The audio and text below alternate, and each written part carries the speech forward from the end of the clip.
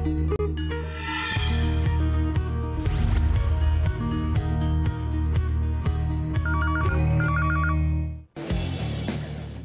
ने बनाई silver jubilee, 25,000 का पड़ा हुआ पार। एचडीएफसी बैंक, मारुति, रिलायंस और पावर ग्रिड ने भरा जोश। बैंक निफ्टी में भी तेजी, मिड कैप स्मॉल कैप फिर नए शिखर पर।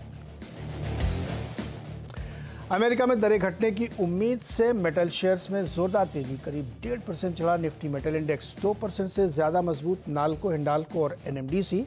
साथ ही सरकारी कंपनियों और सरकारी बैंकों में भी रौनक।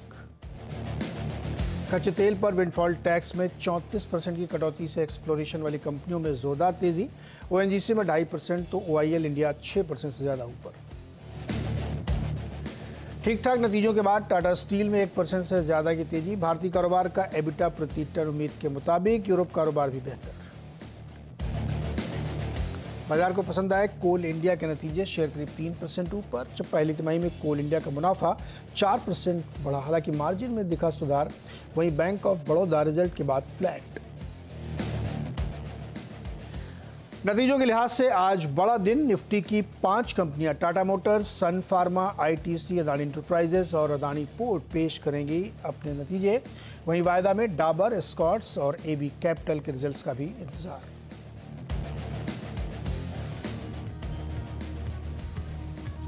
स्वागत है आपका ट्रेडर्स हॉटलाइन में, और आज सवालों के जवाब देंगे राजेश सातपुते जी। मार्केट ने 25,000 का एक साइकोलॉजिकल लेवल था जो पार कर लिया, ऑल टाइम हाई को पार कर लिया और अब इसके ऊपर की रैली चल पड़ी। हालांकि बैंक निफ्टी सपोर्ट उतना नहीं कर रहा, लेकिन दमदार तेज़ी तो खैर अक्रॉस द मार्केट है। मिड कैप में आज भी मजबूती देखने को मिल रही है। बहुत सारे अलग अलग पॉकेट्स हैं, अलग अलग सेक्टर्स हैं, अलग अलग स्टॉक्स हैं जहाँ पे किसी किसी कारण से तेज़ी है। यूएस में रेट कट की पूरी संभावना बन गई कि सितंबर की बैठक में कम से कम 25 बेसिस पॉइंट की कटौती होगी। इससे दुनिया भर के बाज़ारों का मूड काफ़ी अच्छा देखने को मिल रहा है और उसका असर तमाम अमेरिकाई कंपनियों में और फिर भारत में भी, चूँकि इमर्जिंग मार्केट्स के लिए एक अच्छी खबर है वो। राजेश जी के पास चलते हैं। राजेश जी, स्वागत है आपका। 25,000 पार, अब की बार 26,000। First of all good morning. मुझे लगता है कि निफ्टी एक एक पड़ाव जो होता है, कंसोलिडेशन ब्रेकआउट, कंसोलिडेशन ब्रेकआउट, तो ये जो इसका स्ट्रक्चर है बेहतरीन स्ट्रक्चर है। हालांकि जैसे कि एक पड़ाव पे आने के बाद प्रॉफिट बुकिंग होती है, तो लगता है कि आज थोड़ी बहुत प्रॉफिट बुकिंग होनी चाहिए और ये ठीक भी है। मेरे हिसाब से देखिए, अगर निफ्टी की बात करें तो अब मैं सपोर्ट देख रहा था कि कहाँ पे सपोर्ट बनता है। तो देखिए, मेरे हिसाब से जो सपोर्ट बन रहा है वो करीबन 24,930 से लेके 24,950 के आसपास बनता है। तो प्रोबेबली करंट लेवल से 70-80 पॉइंट का फॉल निफ्टी में आएगा। लेकिन जिस तरह से पैटर्न पैन आउट है, निफ्टी में अभी भी तेजी है और चांसेस है कि 25,000 के लिए थोड़ा बहुत फाइट होगा बुल और बेयर का। लेकिन इवेंचुअली 25,000 अगर सरपास होता है कॉन्फिडेंस के साथ, तो 25,200, 25,300 के टारगेट अनफोल्ड होते हैं। जनरली अनचार्टेड टेरिटरी में आपको 200-300 पॉइंट से आपको टारगेट जो है अपग्रेड करने। इंटरेस्टिंग। अच्छा देखिए, बहुत सारे लोग अलग अलग तरीके से गणना कर रहे हैं।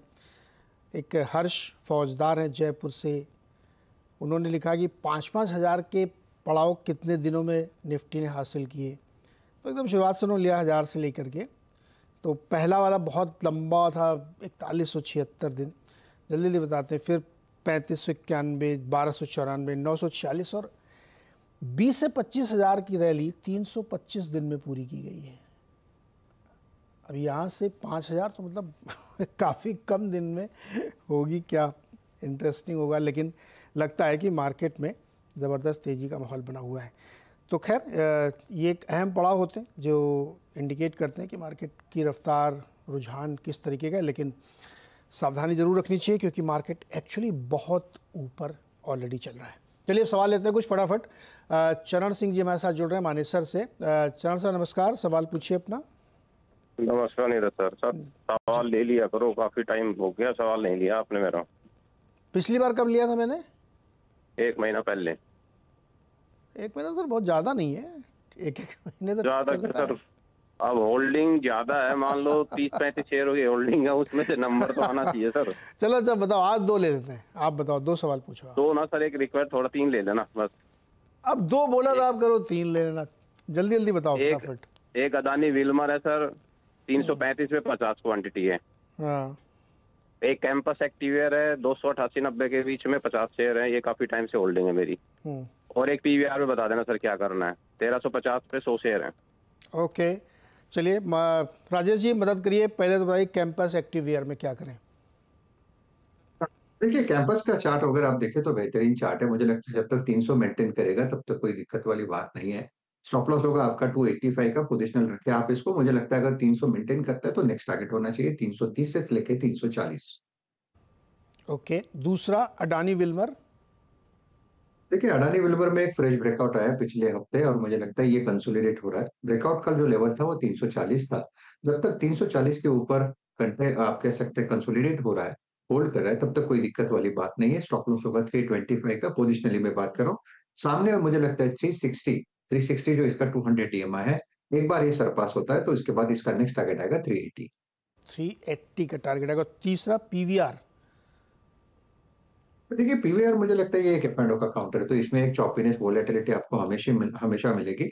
हालांकि अगर पीवीआर की बात करें तो ये हमेशा फ्राइडे रिलीज के ऊपर इस डिपेंड होता है, लेकिन जिस तरह से फिलहाल आप कह सकते हैं कि अगर फ्राइडे रिलीज की बात आप स्लाइड पे रखें तो मुझे लगता है चार्टिकली ये 1450 और 1500 इस लेवल पे, इस जोन में ये कंसोलिडेट कर रहा है और इवेंचुअली मुझे लगता है ये 1550 से लेकर 1600 तक जाएगा। तो चार्ट तो बढ़िया है लेकिन फिलहाल कंसोलिडेशन में है। चरण सिंह है क्या लाइन पे? तो चरण सिंह जी पीवीआर में लास्ट पिक्चर कब देखी थी? सर लास्ट पिक्चर आपके पास है? नहीं पीवीआर में कब जाके पिक्चर देखी थी पिछली बार? पीवीआर में तो सर जाते ही रहते हैं, 15-20 दिन में एक चक्कर लग ही जाता है। मतलब जितनी फिल्में आती सब देखते हो आप? हाँ बढ़िया, फिर तो स्टॉक भी रखो आप। और 1500-1600 बता रहे हैं कि जाएगा ऊपर, उसके बाद फिर दोबारा देखेंगे अगले महीने बाद, फिर आपके 3 ले लेंगे। तो ये पीवीआर पिराय है। चरण सिंह जी फिल्मों के शौकीन है, लगभग सभी फिल्में देखते हैं और इसी वजह से उसमें रौनक भी रहती है। अच्छा राजेश जी, पावर ग्रिड बहुत तेजी दिख रही है इसमें आज। नीरज जी मुझे लगता है कि ओवरऑल अगर आप पावर स्टॉक देखें और पावर ग्रिड का इन पर्टिकुलर स्ट्रक्चर देखें तो जब जब इसमें एक शार्प फॉल आता है तब तक ये स्ट्रेंथ दिखाता है, ये दिखा देता है अपनी ताकत और अपने नए हाइस की तरफ जाता है। तो मुझे लगता है फिलहाल जो ब्रेकआउट मिल रहा है वो है करीबन 345 का। हमने देखा 340-45 पे अटकता था और आज मुझे लगता है कॉन्फिडेंस के साथ ये ऊपर निकला है। अगर आप बात करें तो लॉन्ग बिल्टअप भी है, तो मुझे लगता है आज का अगर स्विंग का टारगेट देखें तो करीबन 365 टू 370 होगा। इंट्राडे का स्टॉप लॉस होगा 350 का। ओके 350 का इंट्राडे स्टॉप लॉस रखे हैं इसमें। राजेश जी रुकिएगा, बात करते हैं जरा प्रेस्टीज एस्टेट के बारे में। कंपनी ने पहली तिमाही के नतीजे पेश किए, ठीक ठाक नतीजे थे। आमदनी 11% बढ़ के मिली, एबिटा में भी 51% की ग्रोथ है। मार्जिन 31% से बढ़ के 43% गया है। हालांकि प्रॉफिट थोड़ा सा सबड्यूड हुआ है और प्री सेल्स में 22% की कमज़ोरी देखने को मिली है। हमारे साथ कंपनी के सीएमडी इरफान रज़ाक जी हैं। इरफान जी बहुत बहुत स्वागत है आपका। सर प्रॉफिट थोड़ा सा अच्छा आपका लग रहा है म्यूट है सर, अनम्यूट कर लीजिए प्लीज़। हाँ जी, आपको सुनाई दे रहा है? हाँ अभी आ गई आवाज़ सर। तो ये प्रॉफिट थोड़ा सा कम क्यों है सर, कोई वन ऑफ था क्या? नहीं, अब ये देखो, ये प्रॉफिट जो हमारे जो अकाउंटिंग सिस्टम है वो इंड आईएएस के प्रकार होता है, तो उसमें दो कोरिलेशन नहीं है। जिसका जो कंप्लीटेड मेथड होता है, जब माल सारा बिक गया उसको डिलीवर कर दिया और तभी हम बुकिंग कर सकते हैं रेवेन्यू। तो इसमें लंपीनेस क्वार्टर ऑन क्वार्टर आएगा ही, क्योंकि इसमें कोई no correlation to the sales and the business that we do, तो उसमें फर्क तो आएगा। बट आई थिंक मार्जिन्स तो अच्छे ही हैं और प्रॉफिट बढ़ते ही जाएगा। सेल्स वॉल्यूम में कमी, प्री सेल्स कमी, ये क्यों हुई? ये अभी again it's a relationship of, आज रेरा नंबर नहीं है तो आप प्रोजेक्ट लॉन्च नहीं कर सकते। हमारे पास बहुत सारे प्रोजेक्ट हैं तैयार हुए हैं लॉन्च के लिए। इसमें तो अप्रूवल प्रोसेस चाहिए और अप्रूवल प्रोसेस के बाद रेरा नंबर चाहिए, क्योंकि इलेक्शन कोड ऑफ कॉन्डक्ट था, उसमें अप्रूवल्स कुछ देर हो गई है। तो इस क्वार्टर में कुछ लॉन्च हो ही नहीं सका, सिर्फ 2 लॉन्च हुए, वो भी बेंगलोर में और 2 छोटे प्रोजेक्ट थे, और दोनों भी जैसा हमने लॉन्च किया दोनों बिक गए। तो आगे चल के बहुत सारे पाइपलाइन में लॉन्च हैं कई तो मतलब पूरे शहरों में, जिधर जी इरफान सर, सेकेंड क्वार्टर का भी 1 महीना हो गया। 1 महीना हो गया। अभी 1 महीना में भी ऐसे हमारे पास पाइपलाइन अच्छी है, और सेकेंड क्वार्टर में हम अच्छे विनर आएंगे, क्योंकि मेरे हिसाब से बहुत बड़ा पाइपलाइन है लॉन्च का, और हमारी टीम तैयार ही कर रही है कि अच्छे से लॉन्च करें और इसका अच्छा रिजल्ट आए एटलीस्ट सेकेंड क्वार्टर। जो नए मार्केट तो है, डिमांड है, डिमांड है, बट स्टॉक होना चाहिए बेचने के लिए, क्योंकि हम ये स्टॉक को हम मार्केट में नहीं ला सकते जब तक हमारा अप्रूवल नहीं आया और रेरा नंबर नहीं आया। इसमें कोई कमी पेशी हो सकती है, कभी कोई अप्रूवल नहीं आ सकता, देर हो जाता है, तो उसमें थोड़ा डिले हो जाता है लॉन्च में। जी ठीक है रजा साहब, 12,000 रजा सर सवाल सुनिए सर, 12,000 का एवरेज रिलाइजेशन आपने किया था जी। अब नए लॉन्चेस चूंकि अब 4 महीने ऑलरेडी लेट हैं, अब नए आले, तो क्या इससे ऊपर के प्राइस में हो रहे? प्राइस का ट्रेजेक्टरी क्या है ये बताइए मुझे बेंगलुरु में।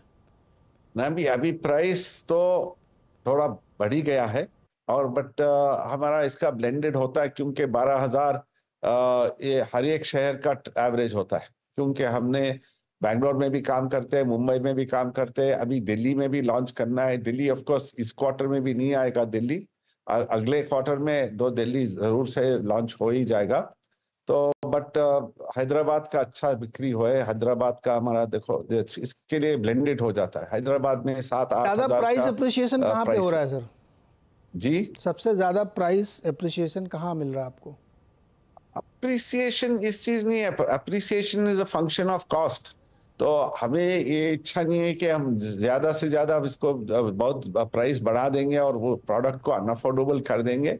हमारी कभी भी ये होती है, इच्छा होती है कि हम ट्राई करके भाव को बहुत अप्रोप्रिएट भाव रखें कि कस्टमर को भी एक अफोर्डेबिलिटी होए और कस्टमर खरीद सके। इसके लिए भाव कभी बढ़ाए ही नहीं, और भाव जैसा हमारा रज़ाक साहब दिल्ली में कहाँ लॉन्च कर रहे हैं आप? दिल्ली में हमारा एनसीआर में 2 प्रोजेक्ट हैं, सेक्टर 150 नोएडा और इंदिरापुरम, 2 बड़े प्रोजेक्ट हैं, और इसकी अप्रूवल प्रोसेस जारी है। और दिल्ली में एक और सिटी सेंटर, वो तो बहुत एक्सपेंसिव प्रोजेक्ट है, केजी मार्ग, छोटा प्रोजेक्ट है, तो तीनों भी अप्रूवल प्रोसेस में अभी है। केजी मार्ग तो खैर बहुत ही एक्सपेंसिव। गुरुग्राम में ट्राई नहीं कर रहे हैं आप लोग?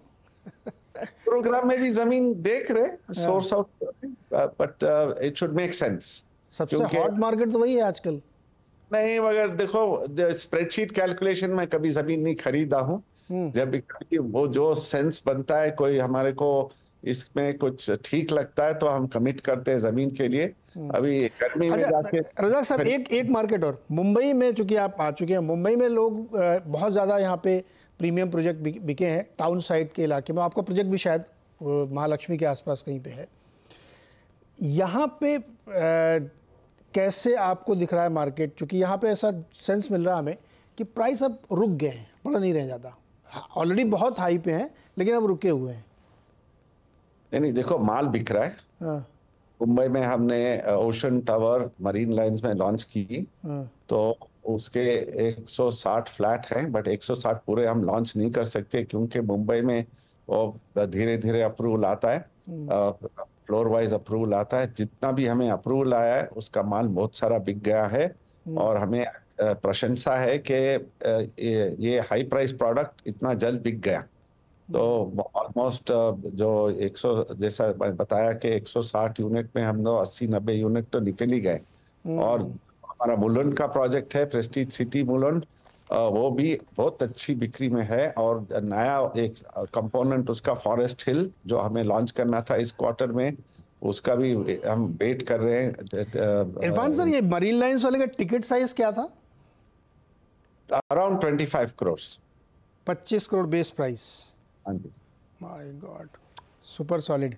ओके रज़ाक सर, बहुत बहुत शुक्रिया बातचीत करने के लिए। तो खूब झड़ी लगेगी लॉन्चेस की अगले 3-4 महीने फेस्टिवल से पहले अलग अलग शहरों में, और दिल्ली में भी लॉन्च की तैयारी चली है, लेकिन थोड़ा सा वो 1-आध महीने अप्रूवल की वजह से डिले है। रज़ाक साहब बहुत बहुत शुक्रिया हमारे साथ जुड़ने के लिए। प्रेस्टीज एस्टेट, आजकल रियल एस्टेट में आप देख ही रहे होंगे, दिल्ली मुंबई कहीं भी आप जाओ ना, महंगे वाले मकान, प्रीमियम मकान बहुत बिक रहे हैं। छोटा सा एक ब्रेक, इसके बाद कंटिन्यू करेंगे सवाल का ट्रेडर्स हॉटलाइन में। और अब लेते हैं सवाल कमलदीप सिंह का दिल्ली से। कमलदीप जी नमस्कार सर, बताइए। सर नमस्कार। नमस्कार सर जी। सर मेरा सवाल है कोचिन शिपयार्ड पे। मेरे पास एवरेज बाइंग है 900 रुपीज की 100 शेयर की। क्या करने का मूड है, पैसा चाहिए क्या? सर मेरे पास, मैं इसको होल्ड कर सकता हूँ 2 साल के लिए अगर और प्रॉफिट दे रहा है, या फिर अभी प्रॉफिट बुक कर, थोड़ा बहुत प्रॉफिट बुक कर लिया जाए इसमें। राजेश जी बहुत बढ़िया प्रॉफिट हो रहा है, बुक करें क्या थोड़ा बहुत? जी, करना चाहिए। मुझे लगता है कि देखिए, अगर आप ओवरऑल ये सेक्टर भी देखें तो कहीं ना कहीं प्रॉफिट बुकिंग हो रही है। एचएल देखिए, बीएल देखिए, भेल देखिए, कोचिन शिपयार्ड, मुझे लगता है प्रॉफिट बुकिंग हो रही है, तो थोड़ा बहुत मुनाफा यहाँ पे बांधना चाहिए। तो 2400 के स्टॉप लॉस के साथ आप जो रेस्ट ऑफ द 50% आप 50% बुक करें और 50% मेंटेन करें। वैसे भी अगर मुनाफा आपके घर पे आ जाता है तो जो बचता है वो तो सिर्फ आपका, आप कह सकते हैं कि आपका इन्वेस्टमेंट ही है, तो आपका जो प्रॉफिट ही है, इन्वेस्टमेंट तो घर चला जाएगा। मुझे लगता है कि यहाँ पे profit taking is a must, लेकिन जो बचा है उसके लिए स्टॉप लॉस होगा 2500 का। 2500 का स्टॉप लॉस और आधे शेयर बेच के प्रॉफिट घर ले जाएं, जिससे स्टॉक आपके फ्री के हो जाएं। अगला सवाल है बेंगलुरु से महेश कुमार का। महेश जी नमस्कार, सवाल पूछिए सर। महेश जी, अच्छा महेश जी ने कट कर दिया है, तो अगला सवाल लेते हैं। अगला सवाल है गिरीश जी का, मोरबी से। गिरीश जी नमस्कार। मोरबी से, हाँ नमस्कार सर। बीएल लिया हुआ है 202 रुपये से। 202 से अच्छा बन गया भाई साहब। हाँ सर, तो उसको लंबा बना के रखना चाहता हूँ। कितने दिन तक, कितने साल तक? सर चलेगा 3, 4, 5 साल, 10 साल, कोई दिक्कत नहीं है। राजेश जी अब आपके लिए चुनौती है, 10 साल में बताओ टारगेट क्या होगा इसका? देखिए, मुझे लगता है कि 10 साल का इसका eventually target it should be above 400, 400 450 तक जाएगा 10 साल में 400? आपको कितना लगता?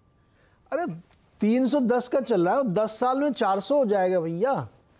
अच्छा चलो कम करो थोड़ा, 5 साल का टारगेट बताओ। हाँ बस, मैंने 5 साल के हिसाब से सोचा था, आपने 10 पकड़ा। मुझे फंसाओ मत। चलो 5 साल का, 5 साल का। देखो मैं तो गिरीश जी का आदमी हूं, उधर से बात करूंगा ना। हाँ 5 साल का। देखिए, इतना लंबा लंबा सोचेंगे ना तो चार्ट कोलैप्स हो जाएगा। हम थोड़ा सा सामने वाली चीज देखते हैं, बहुत लंबा सोचने को जाएंगे तो लगता है, क्योंकि देखिए मैं शॉर्ट टर्म टाइम फ्रेम पे देख रहा हूँ, मुझे मेरे हिसाब से एक बार के लिए करेक्ट होगा। मुझे लगता है इन पर्टिकुलरली मार्केट में और इन पर्टिकुलर सेक्टर में करेक्शन आना एक जरूरी है, और करेक्शन के बाद ही यहाँ पे एक फ्रेश रैली मिलेगी। तो रही बात बीएल की, देखिए बीएल हमने हर लेवल पे बाय दिया है, मुझे अभी भी याद है मैंने 110 से यहाँ पे बाय दिया था, तो अभी ये 320 पे खड़ा है। तो कहीं ना कहीं लगता है एक प्रॉफिट टेकिंग आएगी जो इसको एक बार के लिए 250 260 तक ड्रैग करेगी। बीए होगा नहीं होगा इस पे डिबेट हो सकता है, लेकिन चार्ट इज व्हाट चार्ट यही सजेस्ट कर रहा है कि प्रॉफिट टेकिंग ड्यू है, क्योंकि मंथली हम जो मंथली चार्ट देखते हैं वो एक्सटेंसिव है, खींचा हुआ है। तो ये दिखाता है कि कम से कम 250 तक का एक करेक्शन आएगा। तो इवेंचुअली अगर उतना करेक्शन आएगा तो मैं यही कहूंगा कि अगर मेरे पास पोर्टफोलियो हो तो मैं आधा बुक करूंगा, 50% रख दूंगा, मेरे घर पे है तो प्रॉफिट भी आ जाएगा, उसको मैं एफडी में डाल दूंगा या किसी और स्टॉक्स में डाल दूंगा। मैं 50% जो इसे रन करूंगा, क्योंकि मुझे पता है 250 तक आएगा, तो वो प्ले मैं यहाँ पे खेलना पसंद करूंगा rather than holding for a long term. जो उनका सवाल था तो वो अभी भी मैं मानता हूँ, क्योंकि चार्ट सजेस्ट करता है कि एक बार के लिए 250 तक आएगा and then you will see a rally up to 400 plus. Okay, तो अभी मतलब आप ये करो कि इस समय बेच के जब 250 पे आए तो दोबारा एंट्री कर लें। जी, थोड़ा करेक्शन, थोड़ा कूल ऑफ होना जरूरी है। ओके भाई, ये एक ट्रिक है महेश जी आपके लिए कि या तो अभी बेच ले, थोड़ा इंतजार के 250 पे री एंट्री करिएगा, लेकिन अगर नहीं करना है तो फिर इंतजार करिए, 400 तो जाएगा ही। 400 जाएगा ना 5 साल में सर? हाँ उतना तो दिखता है, क्योंकि चार्ट पे स्ट्रेंथ है, लेकिन दिस लेवल अगर आप देखें तो एक्सट्रीमली ओवरबॉट है। तो एक्सट्रीमली ओवरबॉट वो भी कितना, आप कह सकते हैं कम से कम 1 साल से खींच रहा है ओवरबॉट में, तो एक कूल ऑफ होना जरूरी है। ओके, तो ये राय है बीएल, भारत इलेक्ट्रॉनिक्स पे। महेश जी आ गए वापस बेंगलुरु से। महेश जी कहाँ चले गए थे आप? फिर गायब। महेश जी आज तफरी ले रहे हैं, फिरकी ले रहे हैं। अच्छा चलो, महेश जी नहीं है तो एक सवाल जो हमारे ट्विटर पे बहुत सारे लोग पूछ रहे हैं, सोशल मीडिया दिन नहीं है लेकिन फिर मैं एक सवाल लेता हूँ उनका। कल्याण ज्वेलर्स पर योगेश का सवाल है, 101 शेयर हैं, 230 पर, 1200 कब जाएगा? क्लियर क्वेश्चन है ये? पता नहीं, क्लियर आंसर। क्योंकि देखिए चार्ट पे ऐसा कोई दिखता नहीं है कि ये 1200 जाएगा। प्रोबेबली उनको किसी ने कहा होगा तो वो बात अलग है, लेकिन चार्ट पे देखिए, मैं मंथली चार्ट देख रहा हूँ नीरज जी, और मंथली चार्ट पे देखिए इसका जो रैली था, इसका जो ब्रेकआउट था वो 102 का था, और 102 से ये वन वे चला है 600 तक। तो आप कह सकते हैं कि जो चीज आपको 50 रुपए और 60 रुपए मिलती थी वो आज 600 के आसपास है। तो यहाँ से 1200 होगा कि नहीं मुझे पता नहीं है, तो मैं इतना कॉन्फिडेंट नहीं हूँ। लेकिन मेरा जवाब ये है कि अगर आप इतना लॉन्ग टर्म प्ले कर रहे हो तो आप फिर स्टॉप लॉस भी उतना बड़ा रखो। At a level of 570 probably आप कह सकते हैं कि एक करेक्शन आएगा 500 तक और प्रोबेबली 480 तक, और उसके बाद फिर से यहाँ पे रैली आएगी, फिर वो टारगेट अनफोल्ड होने लगेगी चार्ट पे। तो लेकिन एट दिस लेवल एक स्टॉप लॉस जरूरी है, तो इसलिए मैंने कहा एक 500 का स्टॉप लॉस रखे, मेंटेन करे, ऊपर में 650 का लेवल वॉच करे। अगर 650 पास होता है, सर पास होता है, फिर आपके नए टारगेट्स यहाँ पे खुलेंगे, लेकिन फॉर द टाइमिंग 600 का सीधा 1200 होगा, ये चार्ट नहीं सजेस्ट कर रहा है। ओके, तो 500 का स्टॉप लॉस लगाइए, 650 तक जा सकता है, लेकिन बहुत लॉन्ग टर्म के चार्ट में है नहीं। तो आप लोग ऐसे सवाल पूछते हो, राजेश जी एकदम बाउंसर ले लेते हैं। चलिए महेश जी, भाई महेश जी आवाज़ आ रही है तो पहले ये बताओ आप कहाँ गायब हो जाते हो बार बार? सर अभी आ रही है। अब 2 बार इससे पहले मैंने ट्राई किया, आप चले आते हो फ़ोन छोड़ के कहीं पे? नहीं, बहुत डिम आ रही थी सर। आप ये बताओ इस समय आप काम भी कर रहे हो क्या अपने ऑफिस का? नहीं, मैं फोन लगा के बैठा था सर। लैपटॉप में कुछ तो कर रहे होगे ना आप? ट्रेडिंग कर रहे हो या साथ में नहीं, कुछ नहीं, मैं ट्रेडिंग नहीं करता हूँ सर। आईटी कंपनी में नौकरी कर रहे हो तो काम भी कर रहे हैं, ऐसा हो सकता है। खैर एनीवे, सवाल बताइए महेश जी। सर मेरे पास एनटीपीसी के 1000 शेयर हैं, 400 रुपए के हिसाब से लिया हुआ है, और मैं लॉन्ग टर्म के लिए रखा है। ये अभी जल्दी लिए क्या, महीने 15 दिन पहले? अभी लिए सर। अभी लिए ना? लास्ट मंथ लिए हैं, लास्ट 20 के आसपास। ओके, राजेश जी 420 का भाव चल रहा है, 400 पे इन्होंने खरीदा है, क्या टारगेट इसका बनता है आपके लिए? नीरज जी देखिए, चार्ट अगर एनटीपीसी का देखें तो इसमें एक फ्रेश ब्रेकआउट हुआ, और उन्होंने एग्जैक्टली ब्रेकआउट पे लिया, 400 का ही ब्रेकआउट था। तो अकॉर्डिंग टू मी 400 के ब्रेकआउट के बाद इसका जो टारगेट बनता है वो करीबन 450-460 का बनेगा चार्टी के लिए।